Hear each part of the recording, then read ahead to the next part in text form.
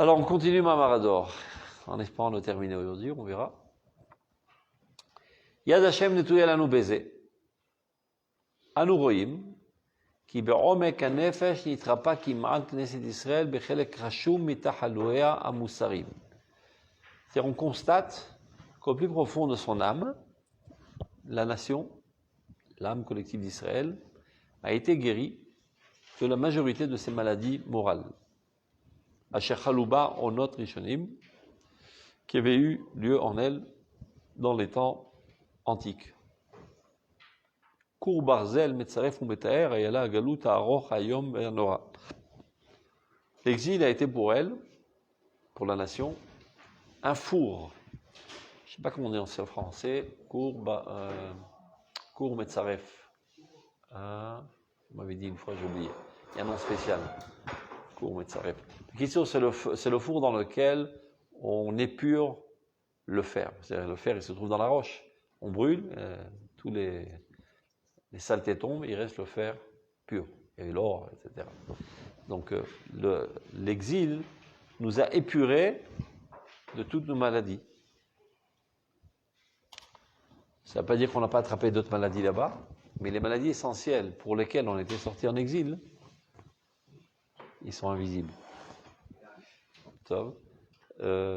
Elles ont été effacées. Shalom. Ça va la biologie? On a vendu la mèche. Kour Barzel Metzaref ou Metaher Ayala Galut Aroch Ayom Vanora. Imkol Isura Vanoraim, avec toutes ces souffrances, Ke'esh Metzaref ou Keburit Mechapsim, dit le Passouk. Comme un feu, tu peux éteindre ton micro, comme un feu épurant et comme du savon qui nettoie, ainsi étaient les souffrances de l'exil. Adochek, Adochakayom, Vatsarot, Aovot Kol Gvul, Koach Enoshi Beoter, Ele Shebiamim Achronim. Tu peux l'éteindre, mets-le en mute. Il ne sait pas le faire tout seul, mets-le en mute. C'est bon. Ça, tu l'as mis en mute? Ah, c'est bon. Top. Donc, tous les souffrances atroces qu'il a subies là-bas, qui dépassent toute capacité humaine de les supporter a priori, et surtout ces derniers temps, il fait allusion au pogrom qu'il y avait eu en Russie où des centaines de milliers de juifs avaient été assassinés. C'était à la mode, tous les quelques jours on faisait un pogrom. Comme on sort à la chasse pour s'amuser, la chasse aux juifs. Et avec des souffrances et de la cruauté insupportable. Prenez parfois, je ne vais pas vous faire peur, vous avez des cauchemars, mais que vous sachiez à qui on a affaire, avec ces gentils goïms qui nous donnent des conseils de morale parfois. Les Russes, nos amis. Ils prenaient des femmes vives enceintes, ils leur ouvraient le ventre, ils sortaient le bébé devant ses yeux, alors qu'elle était encore en vie, quoi. Et ils l'enfourchaient dans une... une broche, il le grillait devant elle. Et il s'amusait à voir combien de temps il va vivre, combien de temps il va vivre. Et toutes sortes de... Tout ce qui peut vous passer par la tête, toutes les imaginations les plus cruelles, ils les ont fait réellement sur les Juifs. Et nos amis les chrétiens, n'en parlons pas.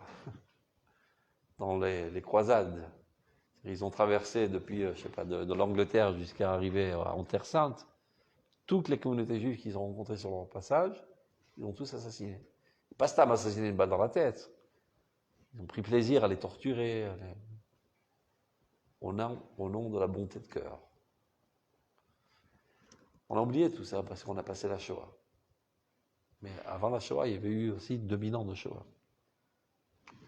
Donc les souffrances atroces qu'on a subies, et le Rav, nous ont nettoyés de toutes les tendances viles qu'il y avait en nous et qui ont entraîné notre exil. Donc on en ressort de l'exil épuré de toutes ces tendances viles. Chavalim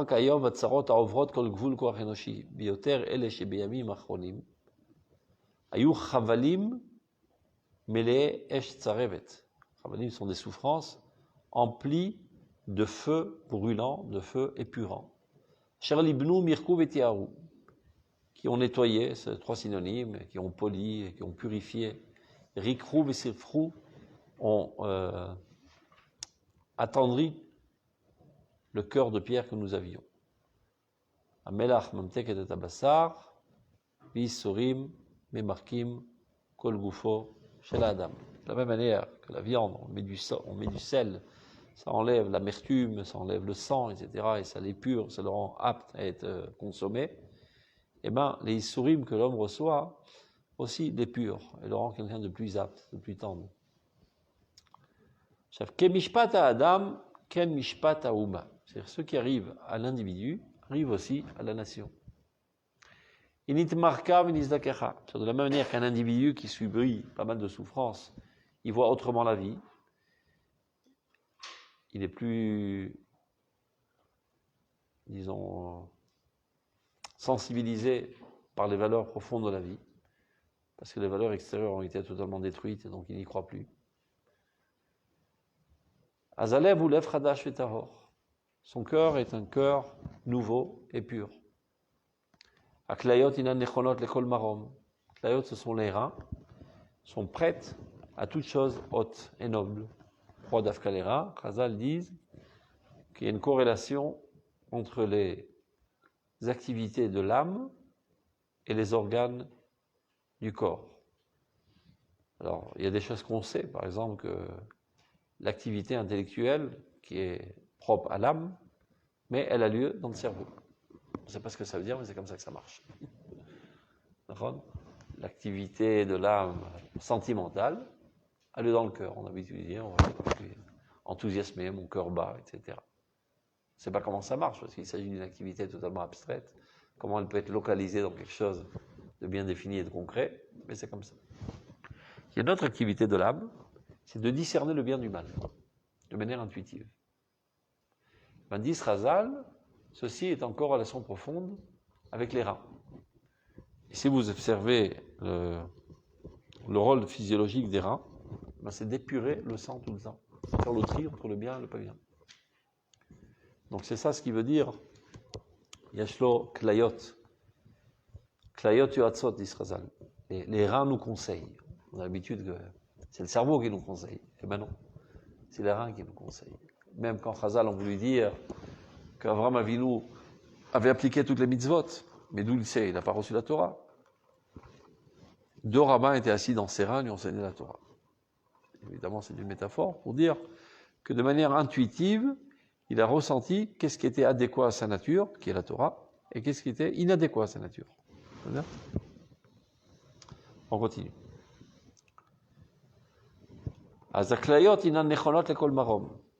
L'école marom, l'école nisgam, l'école kadosh. C'est-à-dire, quand il dit nechonot, le Rav Kook, il ne veut pas dire qu'ils sont déjà en train d'appliquer la pureté et la sainteté, mais ils ont une attitude, une potentialité qu'ils n'avaient pas précédemment.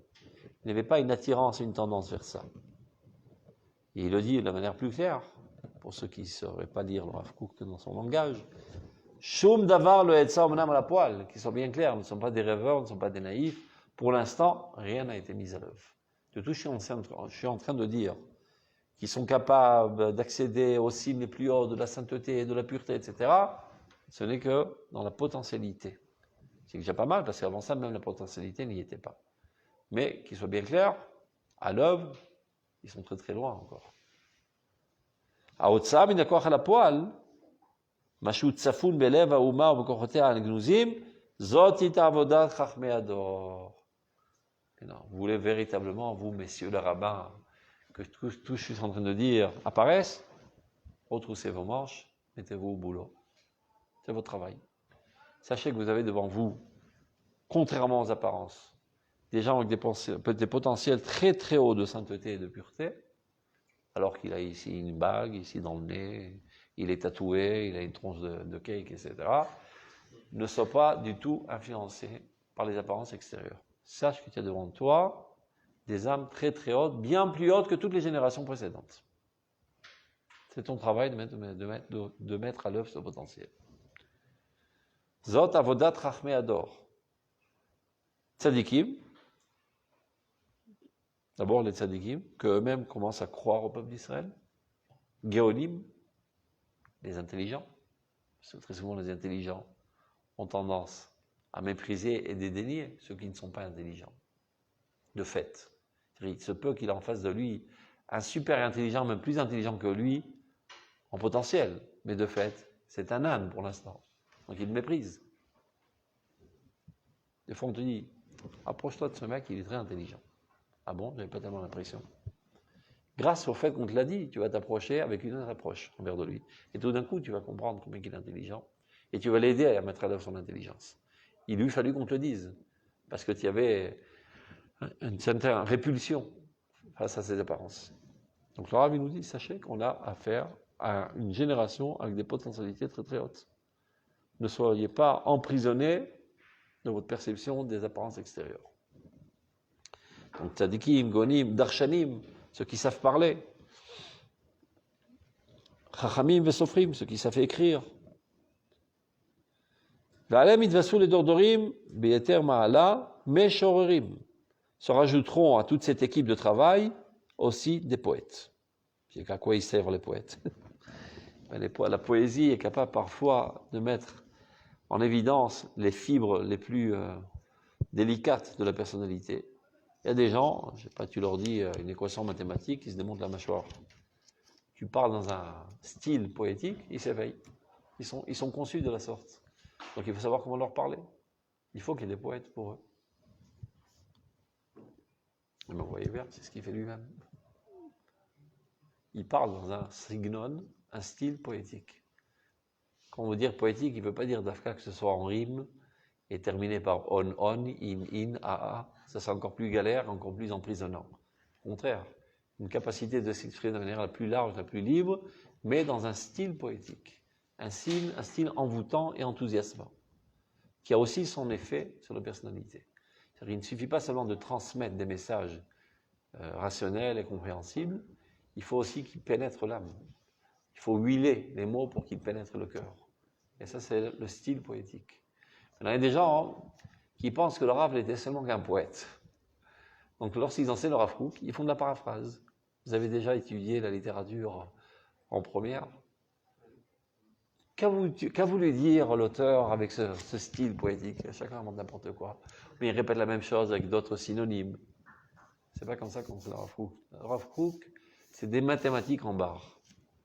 Il y a un message très clair, très défini, très structuré, et tout est organisé, tout est harmonique dans toute sa Torah. De plus, il a enveloppé ça de chocolat, pour que ça soit alléchant. Mais il n'y a pas que du chocolat. Il y a une matière active, nutritive, qui te fait grandir. Et ça, c'est le rationnel du Rav Kook. Bien.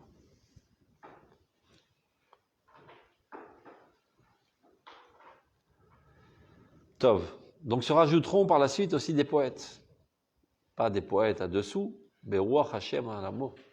Des poètes qui seront sous l'influence de l'Esprit divin. Chosim, des visionneurs, comme Herzl. Et plus tard, Nevi'im, des prophètes, carrément. Giborim, des vaillants courageux.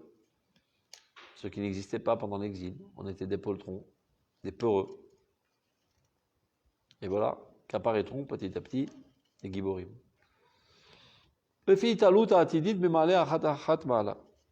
petit, on gravira les échelons et tout ceci apparaîtra.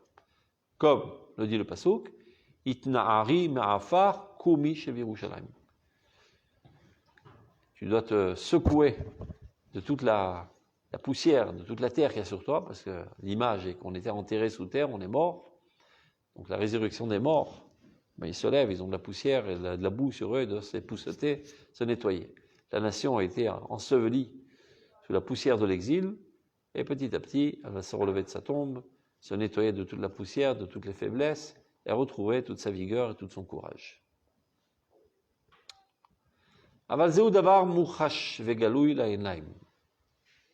Ce qu'on peut déjà voir, tout ce que je suis en train de dire, c'est des prédictions qui découlent pas de prophétie, mais de vision réelle de ce qui se trouve aujourd'hui dans l'âme de la nation. Et lui, le Rav Kook, avec son roi HaKodesh, il nous témoigne de ce qu'il voit.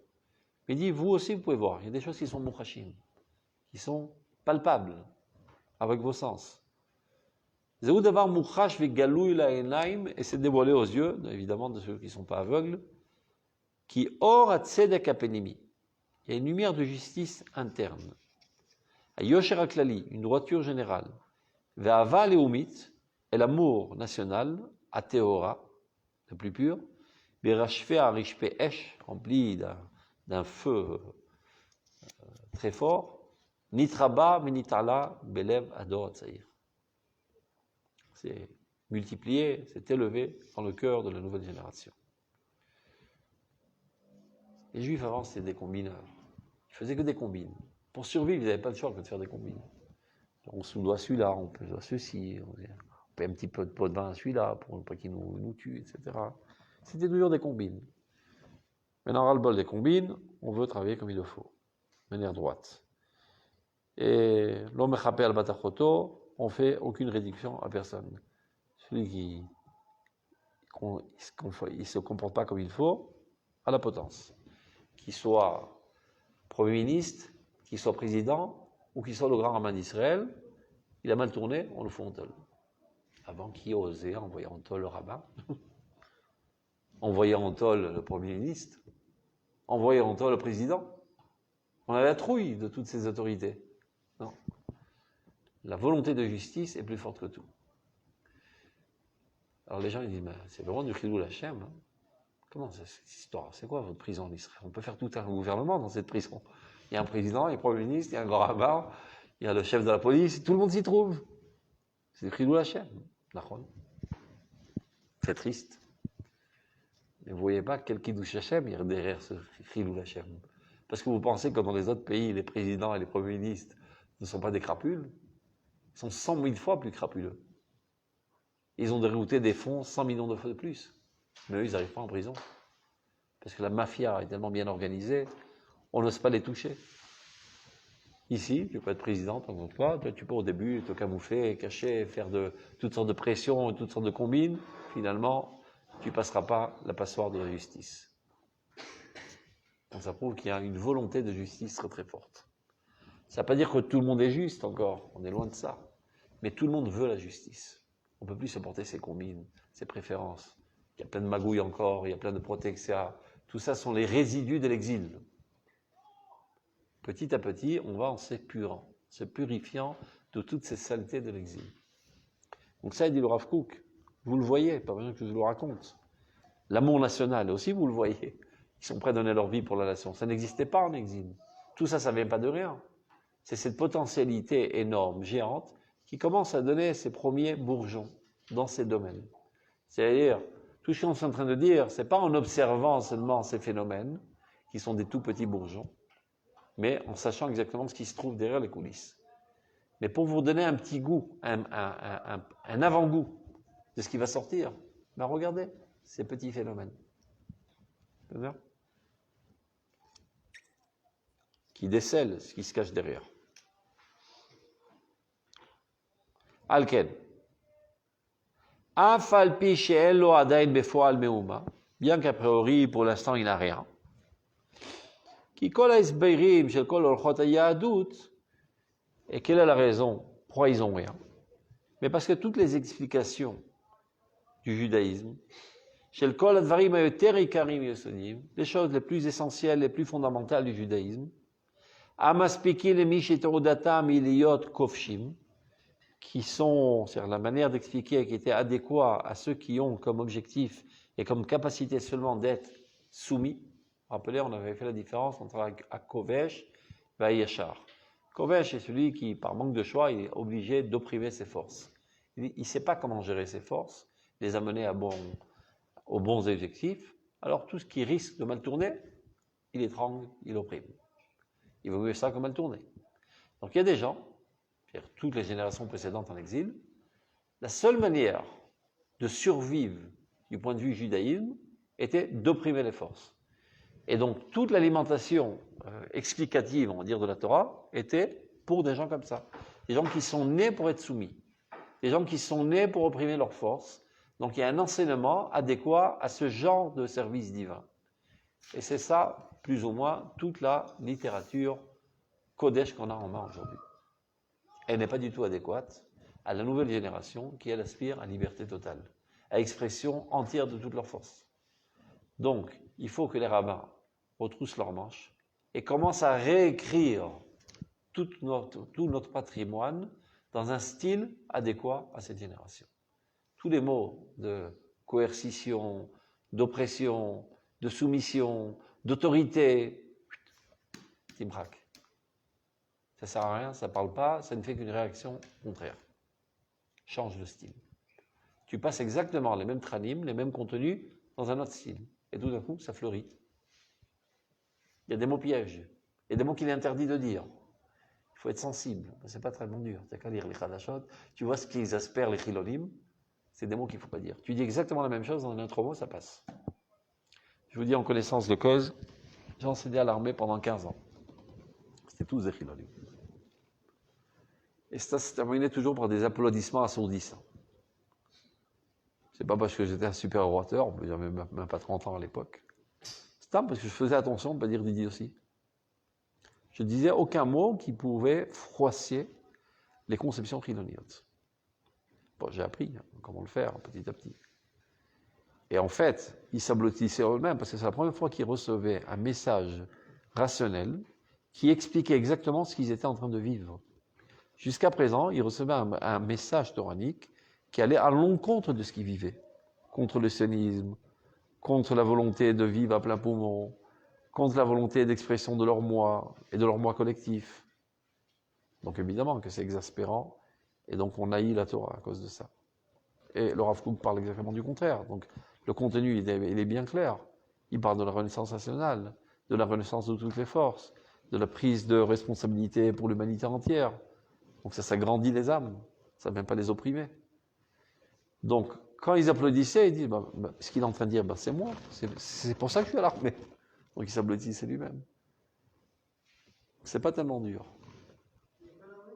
Hein? Non, ça c'est quand j'ai vieilli. J'enseignais. Comment ça s'appelle ça? Martse, je sais pas comment ça s'appelle ça. Avant j'étais dans le Chirion, une sorte de galère. Donc, on y va.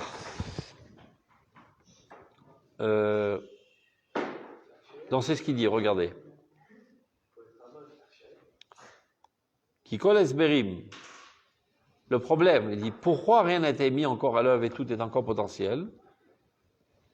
Qui colle à Esberim, toutes les explications qu'on a aujourd'hui, en écrit et en oral, du judaïsme, des choses les plus importantes et les plus fondamentales.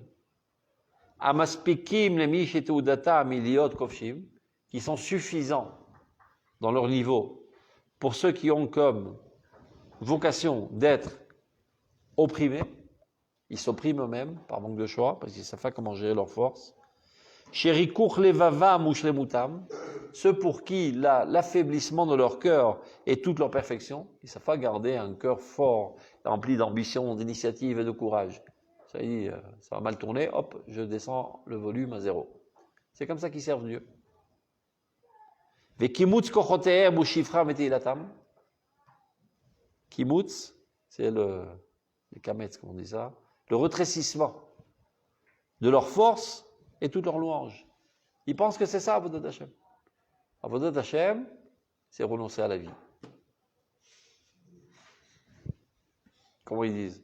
La Sotraïm. Comment ils appellent ceux qui laissent tomber le judaïsme? Alors que la Sotraïm, il est allé faire la vie. Et nous, Adam qui amoud Baoel, celui qui est mort dans la tente, est aimé de Dieu. Mourons pour la bonne cause. Réduisons notre vie aux 4 coudées de l'halakha. Tout le reste, c'est du bidon. C'est quoi le rôle d'un juif, d'un id? Lernen. Étudier. Tout le reste n'a aucune importance. C'est d'être un scanner toute ta vie. Rien d'autre.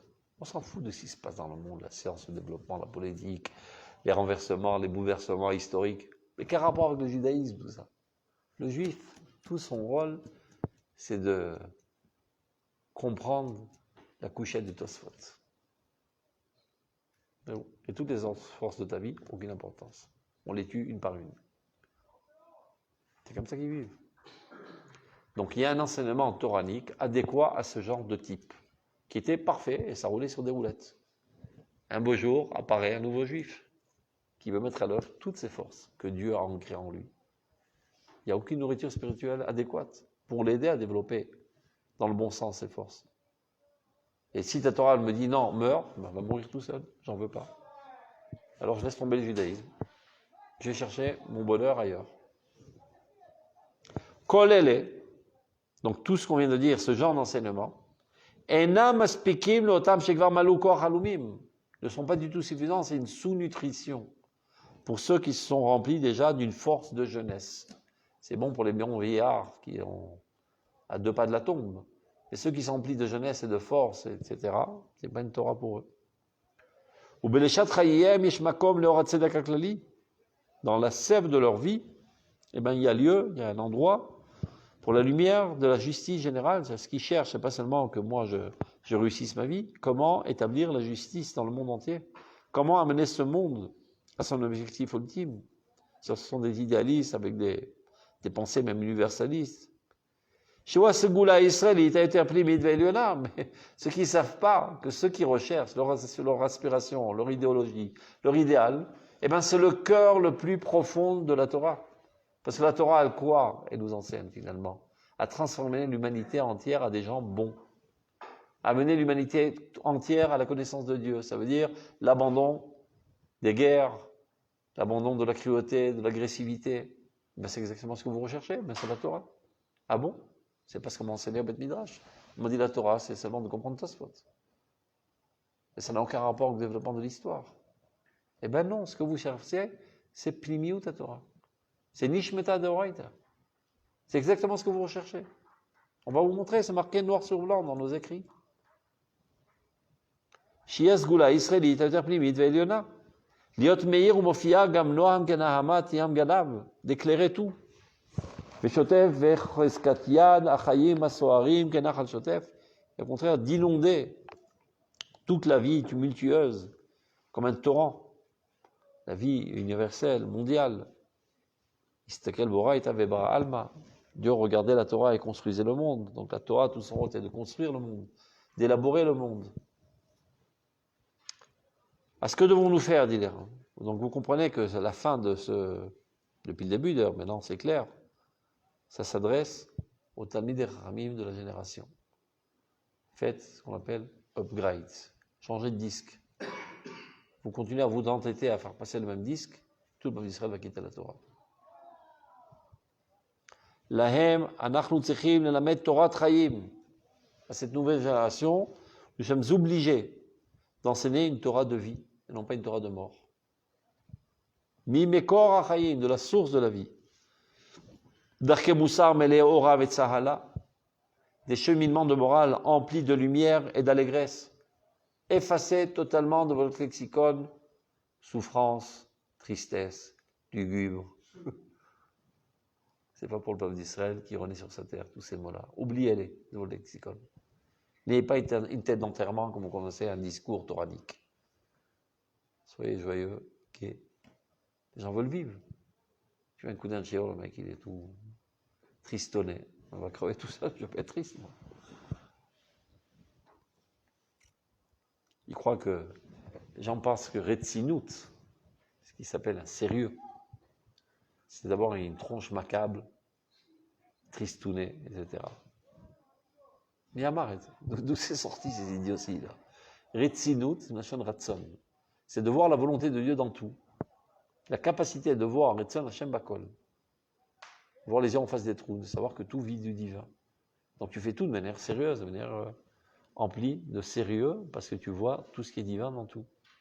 Et ça ne veut pas dire d'être triste, d'avoir une tête d'enterrement. Donc Darke Moussar, évidemment Moussar, on doit tous les amener à la justice et à la morale. Aval, Mele Ora Vetsaala, empli de lumière, empli de joie, d'allégresse. Divrechen Vesechel Tov, des choses emplies de grâce et Sechel Tov. Il ne suffit pas seulement de dire des choses emplies de grâce avec tout un pathos et un rhétorique, avec des grands mots et des superlatifs, mais finalement, qu'est-ce qu'il a dit? Rien. Il a fait un discours enthousiasmant. De quoi il parlait au fait? Mais qu'est-ce qu'il voulait dire? Est-ce que tu peux me résumer en 3 mots? Qu'est-ce qu'il a voulu dire? Je n'ai pas tellement compris, je sais pas, c'était assez enthousiasmant, il racontait des histoires, etc. Mais quel est le fil conducteur de son discours? Est-ce que tu peux ressortir dans les mains avec un message bien déterminé? Alors son chiot, 0. Chen, vesechel tov. Ou metsurafim, mevorarim ou mesumanim. On avait déjà parlé de ça. Que tout soit bien défini. Tu enseignes un concept, eh ben, il faut l'enseigner au moins au même niveau que tu enseignes un thème en mathématiques. Tu ne peux pas être casé mezalzel la Torah. Dédaigner la Torah, que tu viens, tu t'amènes non prêt, tu ne sais pas quoi dire, alors tu meubles, tu racontes des histoires, il t'enthousiasme, tu racontes des blagues. Et il faut bien que l'élève sorte en main avec quelque chose de bien clair, bien défini. Tu sais, aujourd'hui, on a appris à faire une équation avec 4 inconnus, comment qu'on solutionne. Et il a fait un exercice, il a compris la théorie, il a compris comment ça marche, il sait le faire.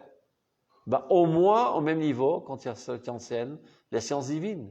Si tu as du respect pour un mathématicien qui a écrit une théorie mathématique, tu dois avoir 1 milliard de plus de respect envers Dieu qui a donné sa science. Donc au moins au même niveau. Et c'est un scandale qu'on enseigne la Torah avec un tel zilzoul de croire que la Torah c'est l'histoire de grand-mère.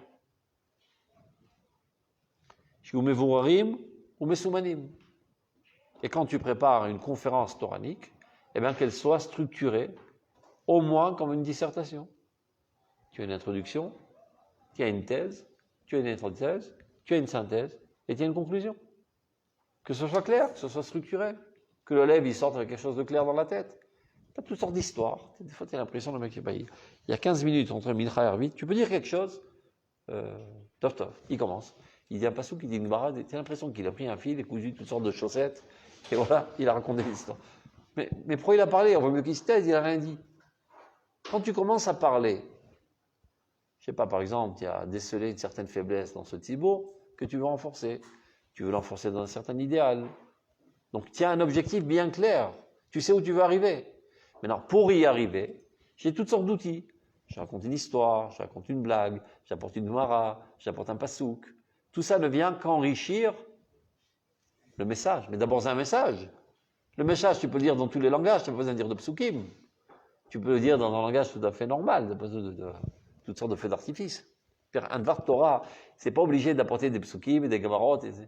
Il suffit que tu transmettes la volonté de Dieu. C'est un Dvar Torah. Même si tu parles dans un langage totalement qui paraît être laïque, qui paraît être prosique, n'importe quoi.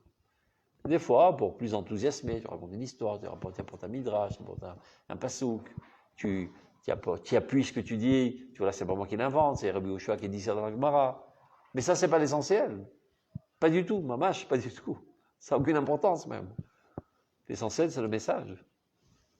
On continue. Donc ça, c'est ça ce qui veut dire mevurarim ou mesumanim. Jusqu'à que d'eux-mêmes, ils comprendront que ceci parfait tous leurs idéaux. Que les idéaux qu'ils poursuivaient, ils vont, mais c'est exactement ce que le rabbin vient de dire. Mais c'est exactement ce à quoi j'aspire depuis 15 ans, et j'imaginais même pas que c'était dans la Torah. C'était pas besoin de lui dire, tu sais, je vais te montrer que ton idéal, il est naze, il est 10 fois mieux dans la Torah. Pas besoin de le dire. Tu sais ce que veut la nation dans cette génération. Il parle de ça de manière 10 fois plus grande. Que lui pourrait rêver que ça existe même. Waouh! La Torah, c'est 100 fois plus que je pensais. Je croyais m'enthousiasmer du nationalisme israélien, super, on va protéger nos juifs, etc. Et ça leur donnait énormément de motivation. En tout cas, le nationalisme, c'est très important, mais t'expliques toi, c'est quoi le nationalisme à la lumière de la Torah. Il voit que ça se trouve 100 millions de kilomètres plus haut que ce que lui envisageait. Tof, je laisse tomber ces pacotilles, hop, je m'enrôle dans la Torah.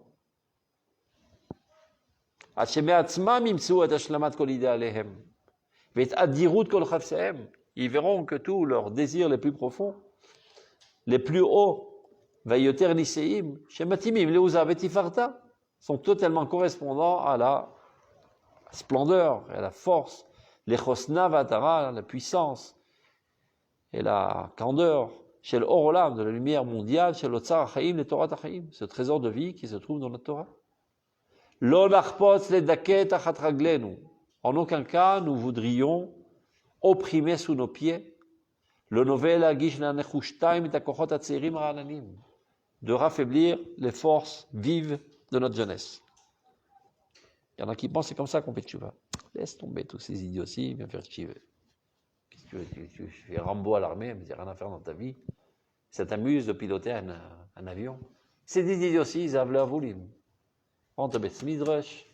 Ça, c'est la vie. Chaz Shalom. Pour parler de cette manière. Quelqu'un qui donne sa vie pour le peuple d'Israël, tu dis non, c'est nul. C'est comme un Kodesh Kodashim, Mitzah d'Aemet. Et deuxièmement, ce n'est pas une approche normale. Si quelqu'un a la chose avec qui il croit en plus, tu dis c'est nul, bon, il te laisse tomber. C'est-à-dire du point de vue tactique même. Donc en aucun cas, nous voudrions raffaiblir toutes les forces vives de la jeunesse. Amistarim ou Mitromim, qui vont grandissant. Kiim, alors qu'est-ce qu'on doit faire? Na'ir lifnehem et adder. Nous devons éclairer devant eux le chemin. Leur montrer que vous avez fait une partie du chemin, c'est très bien, de votre propre initiative, de votre propre compréhension, de votre propre intuition. Mais le chemin, il est bien plus loin, bien plus profond, bien plus lointain. On va vous tracer la suite de votre chemin. C'est une continuité de votre chemin. Ce n'est pas quelque chose qui dédaigne et méprise ce que vous avez fait jusqu'à présent. Na'ir lifnehem et adder. Nitaler lifnehem ba'amud esh. Allons devant eux avec ce poteau de feu, comme il y avait à l'époque du Midbar, du désert. Ba'amud esh el Torah ve'da'at kedoshim. Une Torah, une sagesse de saints. Kebirei koach lev, les plus grands du peuple d'Israël. Anachu navin ledea mesicham. D'abord et avant tout, pour qu'on puisse avoir un dénominateur commun, une communication avec eux, il faut comprendre ce qu'ils ont dans la tête. Je peux dire, Tom, vous êtes des nuls, effacez tout ce que vous avez dans le crâne, je vais vous reformater. Essayez de comprendre ce qu'ils ont dans la tête. Qu'est-ce qui les anime? Qu'est-ce qui les amène à faire des actes si grandioses? Essayez de comprendre quel est l'idéal qui brûle en eux. Neda leokir. Sachons aussi admirer. Et pas seulement une tactique. Bobo ahibo. Viens mon frère, mets les tefilines. Regarde, tu veux les tefilines ou tu veux ton frère?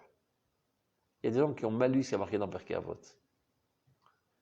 Erov atabiriot, umkarvan la Torah. Ce qui veut dire, aime les créatures et rapproche-les de la Torah. Alors eux, ils ont mal lu, ils ont rajouté kédé. Aime les créatures pour les rapprocher de la Torah. C'est pas ce qui est marqué. Erov atabiriot. Aime les créatures parce qu'ils sont les créatures de Dieu, tout simplement. Et si tu aimes les créatures, ceci les ramènera vers la Torah. C'est un amour authentique, une admiration authentique. C'est pas une pièce de théâtre pour lui plaire, pour le draguer.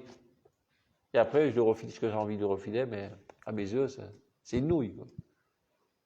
Mais Stam, je l'embobine pour qu'il me fasse confiance. Attends, maintenant, tu viens étudier 2 minutes. Non, t'es brillante. Donc il faut d'abord les okir. Il faut admirer. Et il ne faut pas mentir. Tu ne peux pas admirer quelque chose de sale.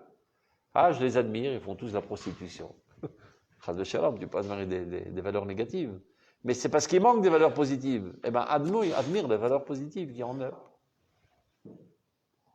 Donc, Neda leokir et trunatam apnimit. Vetnietiatam atzmit mimikor Israël. Et toutes ces tendances qu'ils ont développées de manière intuitive, mais qui en fait prend sa source en l'âme d'Israël. Zéa ma'az. On a affaire à un peuple empli de puissance. Azim shebaumot. Azim shebaumot. Ne'ezar bigvura me'ne'etar betifara. Un peuple qui est saint de courage et couronné de splendeur.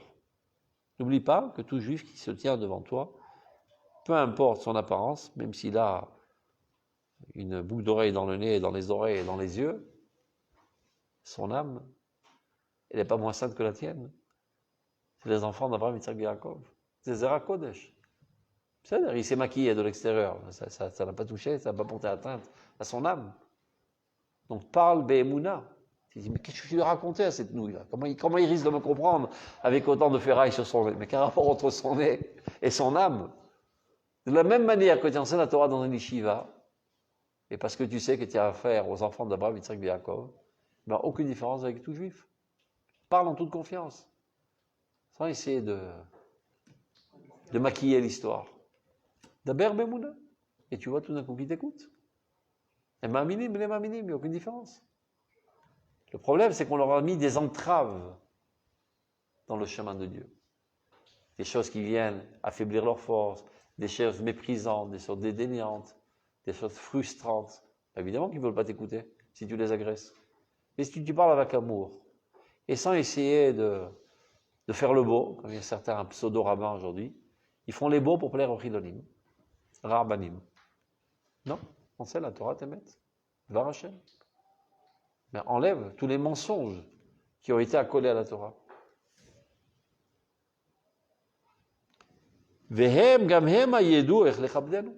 Si on développe cette approche, eh ben eux aussi vont commencer à nous honorer. Pas parce qu'on cherche les honneurs, c'est pour ce qu'on représente. On représente la Torah, on représente la Kadosh Baruch Hu. Et comme ça, ils arriveront à honorer la parole de Dieu. Et bien aussi, ils seront attirés avec un cœur chaud, empli d'amour et empli d'intelligence. Après, ils seront assoiffés. Ils rechercheront toute parole de Torah qui est puisée du puits de la vie. Mais au Tsar Neshama, chez Israël, qui provient du trésor de Neshama de la collectivité d'Israël. Et qu'on le sache et qu'il soit dit de manière plus claire, cette nation aujourd'hui qui revient et qui fait des actes grandioses, de manière intuitive, sans rien comprendre, mais au plus profond de son être, ce qu'elle désire, c'est que par sa renaissance, elle amène l'humanité entière à sa renaissance. C'est ce qui est en train de se jouer aujourd'hui dans le subconscient collectif du sionisme. Même de ceux qui disent, ceux qui osent rapprocher au judaïsme seront pénibles de 6 mois de prison. Il y a une tarte comme ça dans la Knesset hier, elle a dit. Réaction. Et aujourd'hui, plein de chilonim qui ont mis les tefillim. Bet Sefer Dror, c'est une école de chilonim à Tel Aviv. Ils ont fait une queue interminable pour mettre les tefillim. Réaction. Ouais. Il y avait les Chabadnikim qui sont là. Ils ont même, j'ai un copain Chabad, je lui ai dit, ouvrez un centre Chabad en bas de sa maison. Il dit, on l'a déjà fait. Ils ont ouvert une tente, Bet Chabad. Tamar Zingberg. Zingberg, comment ça s'appelle? J'ai oublié. Zomberg. C'est le chef du parti Meretz. Elle a fait une proposition de loi hier que tout celui qui ose rapprocher du judaïsme un mineur est pénible de 6 mois de prison. Elle ne dit pas la même chose pour ceux qui osent rapprocher au christianisme, qui est déjà interdit par la loi. Mais personne ne l'applique, cette loi. Tous les jours, il y a des chrétiens qui christianisent des juifs. Sachez-le, en Eretz Israël. En cachette, ou même pas toujours en cachette. Ils font même des représentations théâtrales en pleine ville, dans un théâtre central de la ville. Hop, ils baptisent les gens au christianisme. Et tous les jours dans la Kinneret. Et tout le monde le sait, tout le monde ferme les yeux, alors que c'est interdit dans la loi israélienne. Ça ne la dérange pas. Je ne sais pas qui c'est qui l'a mordu quand elle était petite. Je ne sais pas, elle a reçu un filine sur la tête quand elle était petite. Peut-être c'est le Gilgoul d'Israël, elle va savoir, qui a tué tous les Lévi'im. Parce que les choses reviennent. Je me rappelle, j'avais écouté un cours de Manitou, il disait, ben c'est les mêmes âmes du désert qu'on a avec nous. On a la Shulamite, à l'époque, elle s'appelait Shulamite Aloni. Shulamite Aloni, c'était la chef du parti de Meretz. Et Shulamite Badivri, bon, elle revient, elle aussi. Et il a donné toutes sortes de noms. On a Datan Barbiran, il a donné des noms d'autres politiciens. L'histoire revient sur elle-même. Top, on continue. Mais aussi, c'est pareil. Ils ont un problème. Ils reviendront assoiffés à longue échéance. Donc, Bet Yaakov, Nelchou, Nelchou, vers Hashem. Nous, la maison de Yaakov, allons-y vers la lumière de Dieu. Be'or Chaim Kazé. Le Rav Kook supplie les Talmidei Chachamim de prendre ce chemin. Il dit parfois, s'il y avait encore quelques dizaines qui avaient pris mon chemin, il y a bien longtemps qu'on aurait fait tchouva tout le peuple d'Israël. Be'or Chaim Kazé, dans cette manière de vivre. Keshitrabu banu ovdei avodat hakodesh be'emet. Donc vous voyez bien sa critique dissimulée. Quand se multiplieront parmi nous des serviteurs de Dieu véritables, qui savent comment travailler et qui veulent vraiment que la parole de Dieu soit appliquée dans le peuple d'Israël. Et pas seulement, des fois, c'est toutes sortes de vengeances, conscientes ou inconscientes. Mais Sakle Drachim. Mazem Sakle Drachim. Il y a des chemins, et bien sur le chemin, il y a des pierres, il y a des ronces, il y a toutes sortes d'entraves. Et bien, il faut enlever tout cela. Donc le peuple d'Israël est là, et Dieu est là, et le peuple d'Israël veut venir vers Dieu. C'est un fait. La preuve, il est venu en Eretz Israël, Eretz HaKodesh, Eretz Hashem. Donc il veut continuer sa route, Veshavta El Hashem Elohecha. Pas seulement Ad Hashem Elohecha. Mais il y a des entraves en route. Et c'est quoi les entraves en route? Les fausses conceptions. Tous les messages comme ça qui viennent opprimer. Toutes les frustrations. Toutes les falsifications du judaïsme qui exaspèrent. Donc les Talmidei Chachamim doivent nettoyer le chemin de toutes ces idioties. Chercher dans la littérature, effacer, traduire, mettre dans un nouveau langage, faire taire des rabbins qui disent des idioties parfois, leur faire comprendre que c'est nocif. C'est le Sakle Drachim. Ou Miyashre Netivot. Ceux qui savent, le Miyashrim qui adroitit, je ne sais pas comment on dit ça. Ils rend les chemins droits. Alors si on fait ça, dit le Rav, Ad mehera yigale virae lefanenu hodo va'adaro shel dor banenu ele. Rapidement, nous verrons devant nous la splendeur, la beauté de la génération de nos enfants.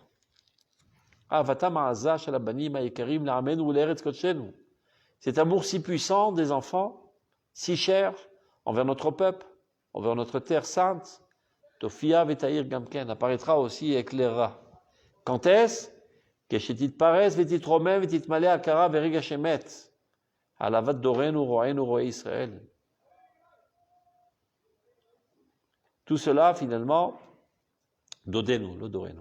Titromem vetit malé akara veriga shemet, c'est-à-dire ça commence aujourd'hui par l'amour de notre peuple, l'amour de notre terre sainte. Finalement, elle éclairera davantage et se propagera et s'élèvera et s'emplira de conscience et de sentiments véritables à l'amour de Dieu, notre berger, le berger d'Israël, Elohé Olam, le Dieu du monde. Ça veut dire, leur âme est assoiffée de Dieu. Dans un premier temps, ils ne voient pas en quoi ces mitzvot et ces conceptions et ces choses qui paraissent vouloir détruire la vie individuelle et collective, etc., est un rapprochement de la bonté divine. Il y a des choses qu'ils comprennent. De venir au sauvetage de la nation, de venir délivrer la terre. C'est-à-dire cette même lumière qui pendant 2000 ans est apparue dans la soumission, dans les mitzvot. Un juif religieux, c'est-à-dire tel qu'on le connaît, créé en Dieu, ben c'est un juif qui étudie la Torah, qui met des filines, qui répète toute la journée des psukim de Tehillim. C'est le look d'un juif religieux qu'on a l'habitude de voir. Maintenant, tout ça est bloqué, pour toutes sortes de raisons qu'on a compris maintenant. Mais cette lumière, elle existe en eux.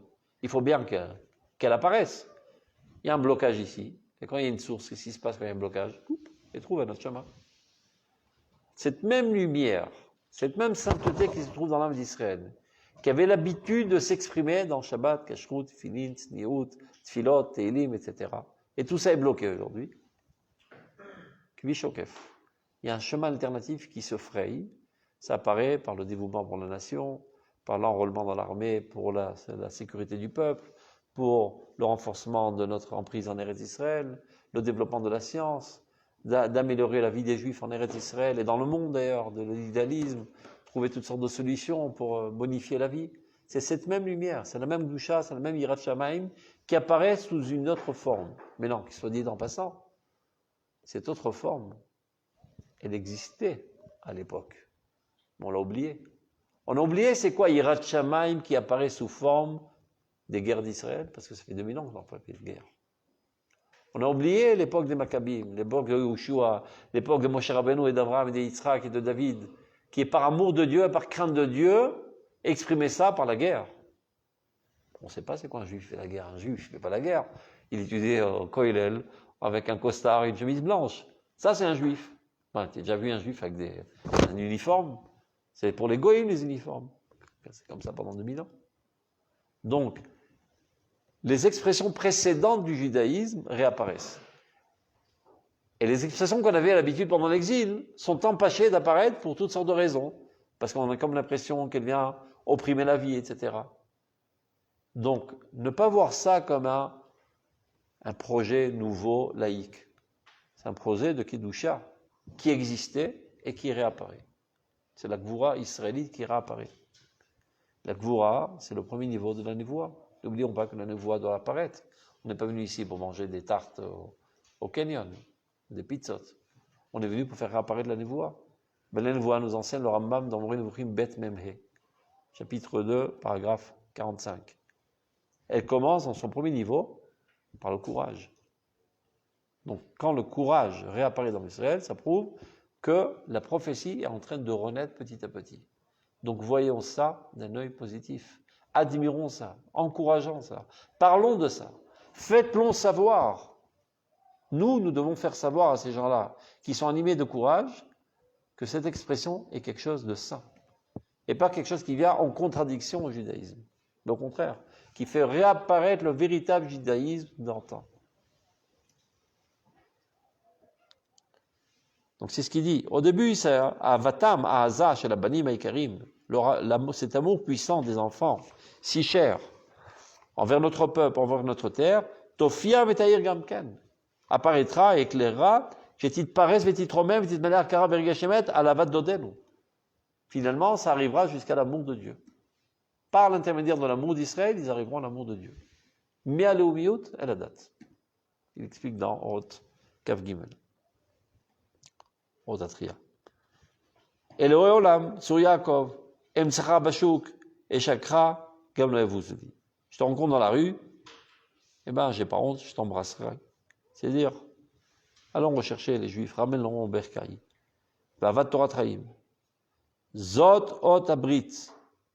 Ceci est le signe de l'alliance. L'Eretz Chaim, Ulam Segula. La terre de vie, ce peuple précieux, Zeyomar Lachemani, viendra un temps où tous diront, je suis pour Dieu. Zeikare Beshem Yaakov, l'un s'appellera au nom de Jacob. Zeikatev Yado, Irtov Yado Lachem, sera prêt à signer pour Dieu, au Beshem Israël Ichane. Et tous seront fiers de s'appeler Israël. Ça paraît tout à fait normal. En exil, on essaie de cacher nos noms. On a inventé des noms pour ne pas qu'on sache qu'on soit juif. C'était une honte d'être juif. Qui veut se montrer comme juif? Non, moi je suis pas le... Monsieur Dupont. C'est une honte d'être juif. Alors, je suis juif et fier de l'être. À tel point que même ceux qui ne sont pas en Eretz Israël aujourd'hui sont fiers d'être juifs, parce que les juifs c'est nous, c'est le peuple d'Israël, l'État d'Israël, qui fait rager tout le monde de jalousie, ben c'est nous. Bien que lui il n'a rien foutu pour l'instant, mais c'est pas grave. Je suis un membre déconnecté, mais de ce corps israélien en Eretz Israël, il en est fier. Ben c'est une révolution dans les esprits. C'était prévu dans la prophétie d'avoir Beshem Israël Ichane. Et Mish Beshem Israël Ichane, ou Yagi al Hashem.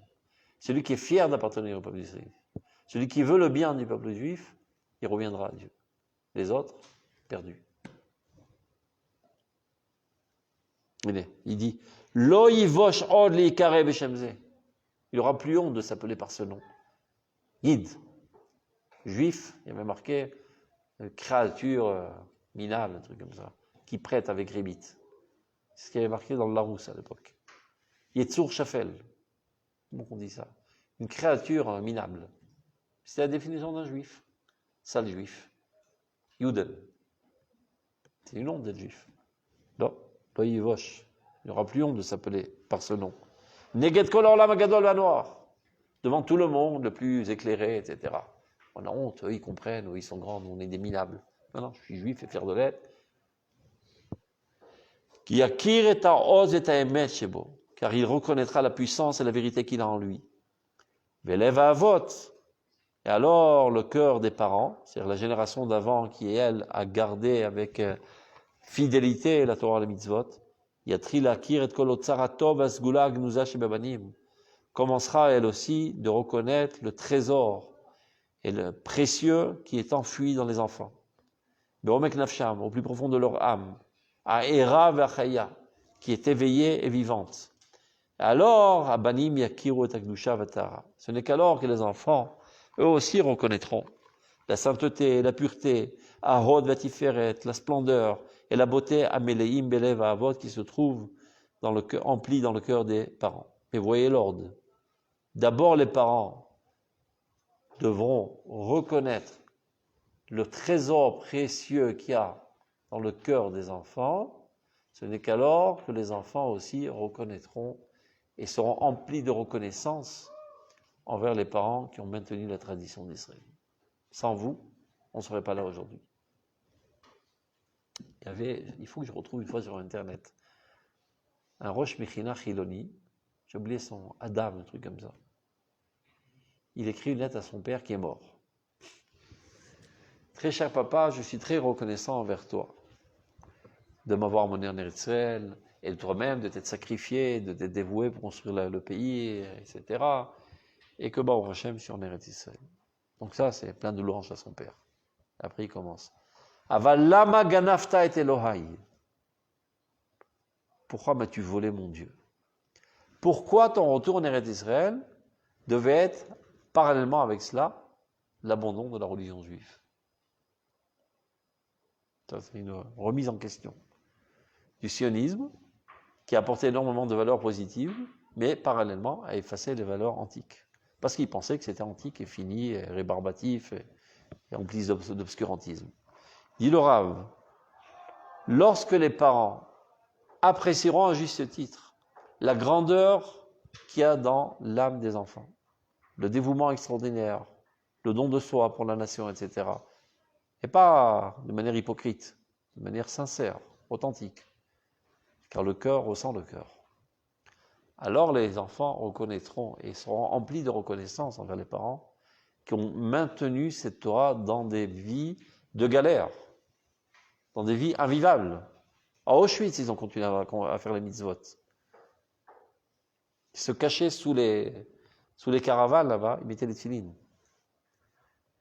Ils recevaient de la margarine pour manger. Ils coupaient un petit morceau pour allumer les nérots de Hanouka. S'ils se faisaient piquer, évidemment, tout de suite grillé. Ils lisaient la Torah. Il y avait un rabbin qui a écrit les Chamishar Chumshe Torah sur un œuf. Je ne sais pas comment il a fait, une écriture microscopique. Tous les Shabbats, Kriyat HaTorah. Il a écrit toute la Torah Mizikaron. De mémoire. Sur un œuf. Il a reçu un œuf, lui le mangeait. Qu'est-ce qu'on Torah dessus? Non. Mais sachez qu'avant, les filines, ils étaient tout petits. Les soprim savaient écrire tout petit. Et ils avaient aussi des œils de lynx. Et ils disaient, Parashat Hashavua. C'est incroyable. Il y en a chez Pidou les Chol Kacher. Il n'y avait rien à manger. Ils ne mangeaient pas. Une tranche de pain, un bout de chou. Tout ce qu'ils leur donnaient, c'était trèfle. Pidou. Mais c'est Rout Nefesh, qui est de la vire, pour faire passer le flambeau du judaïsme. Alors les enfants reconnaîtront la grandeur, le dévouement de ces générations. Qui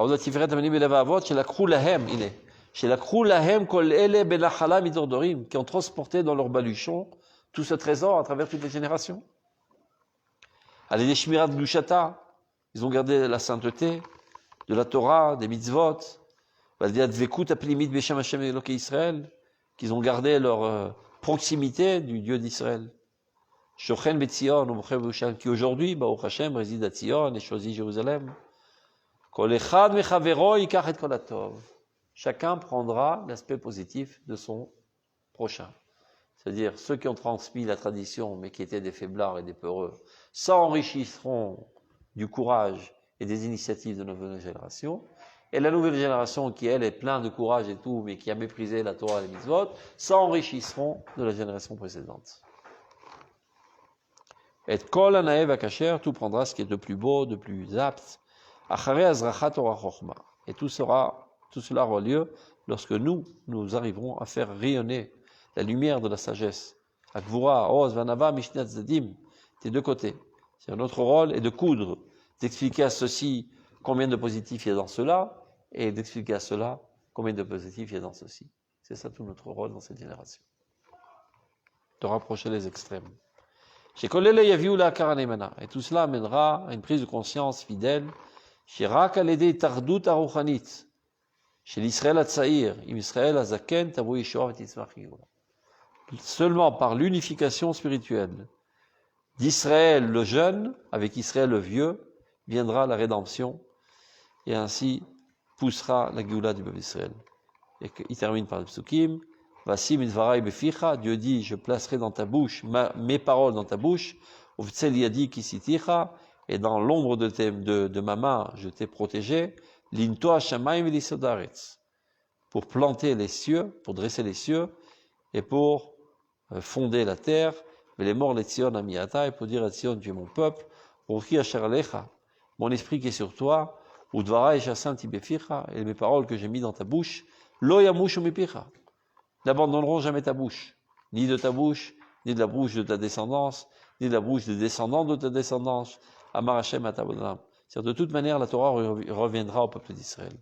C'est une une promesse divine, mais ça dépend de nous quand elle aura lieu. Est-ce que ça aura lieu dans 10 ans, dans 20 ans ou dans 2000 ans? Ça dépend si on est des fainéants ou on est des véritables travailleurs de Dieu. Il faut se mettre au boulot. Donc si vous voulez activer le processus, mettez-vous au boulot, apprenez la Torah comme il le faut, apprenez la Torah du Rav Kook, et vous aurez en main les outils adéquats pour accélérer son processus. Kol Tov, Targishu Tov.